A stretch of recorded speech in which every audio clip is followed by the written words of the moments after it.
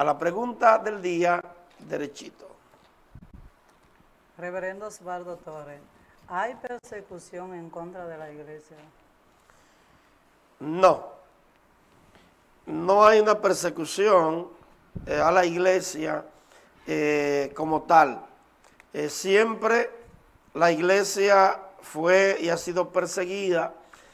Ahora, hay lugares que sí, por ejemplo, en Afganistán, donde los musulmanes son una fuerza mayoritaria, el cristianismo y la cristiandad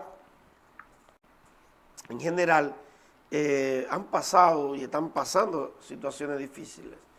Pero sé que la pregunta viene por lo que ha ocurrido con el COVID-19. ¿Cómo sería una persecución si ellos no hubiesen sido selectivos? Si hubiesen sido selectivos, me explico. Si seleccionan la iglesia, pero dejan que los peloteros, que los baloncetistas de la NBA, la UFC, la lucha libre, todos esos deportes, las campañas políticas multitudinarias,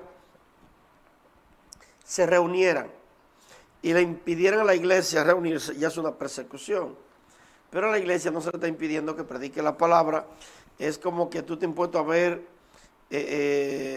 o a llamar, por ejemplo, a Osvaldo, en vez de Osvaldo, tú me llamas todo el tiempo Osvaldo y ahora digo que no, que mi nombre no es Osvaldo, que mi nombre es Pancracio. ¿Cómo tú te adaptas? Va a ser fuerte.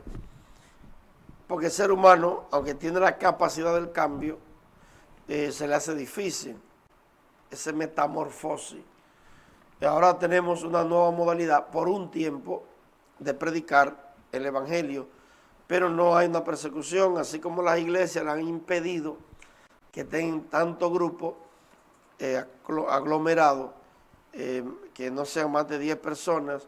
Lo mismo se le está pidiendo a otras instituciones, es decir, que no se ha seleccionado la iglesia y se ha dado libertad a los otros.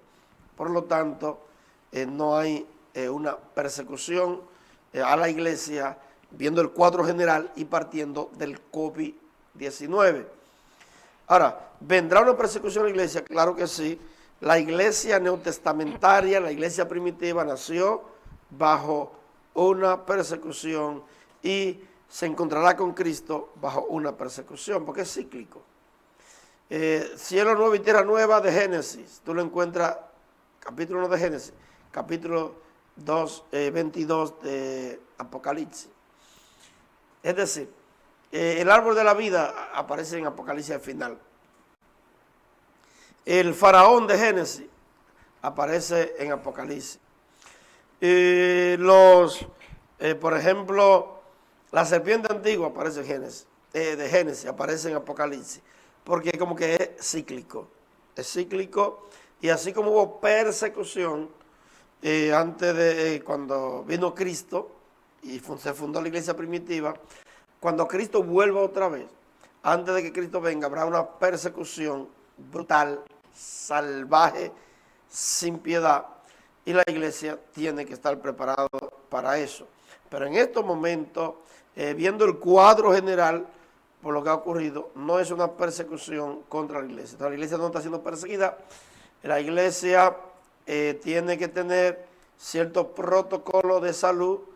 ¿Y cómo debe la iglesia tomar medidas? Bueno, si dicen que se prohíbe predicar la palabra, o si más adelante, cuando se reaperturen los centros comerciales, y todo eso, y le prohíban entonces a la iglesia, solo a la iglesia, como tener gente. Ahí la iglesia tiene que ir, aunque pierda la cabeza. La iglesia tiene que estar preparada, así como Cristo murió por la iglesia debe estar preparada, dispuesta a morir por Cristo si fuera necesario. Pero en este momento es una pandemia global, es un problema general que tenemos y no hay una persecución. Algunos han preguntado, pero ¿qué pasó con la iglesia de Higüey? Bueno, esa pastora que es amiga mía, que yo la conozco, que incluso iba a predicar hace unos meses una campaña de 3 días, iba a predicar en su iglesia, una actividad que ella había organizado y no llegué a predicarlo.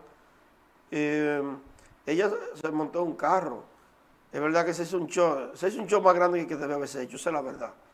Y es verdad que han sido más permisivos con otras instituciones, en algunos casos, así como de esos supermercados, que la gente muy aglomerado. Pero en ese caso no fue que no está permitido más de 100 personas. Habla de 10 abajo.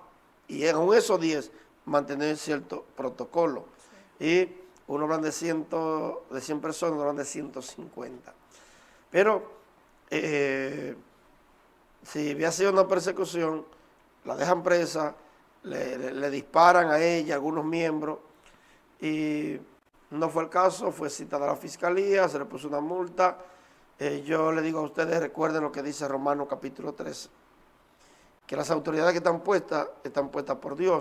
Ahora, cuando esa autoridad ya te prohíbe hacer lo que Dios te manda hacer, como que prohíben que oren, que a Daniel le prohibieron, pero fue en la casa, fue un decreto y no había una iglesia visible como hoy, pero ahí sí fue una persecución porque era para atacar a los judíos que vivían orando 3 veces al día. Y hubo un decreto de los sátrapas que persuadieron al rey para que durante 30 días emitiera un decreto que nadie orara a otro Dios que no fuera al Dios de ese rey. Y ahí sí fue una persecución. Cuando Mardoqueo, cuando Esther, cuando Amán, fue una persecución.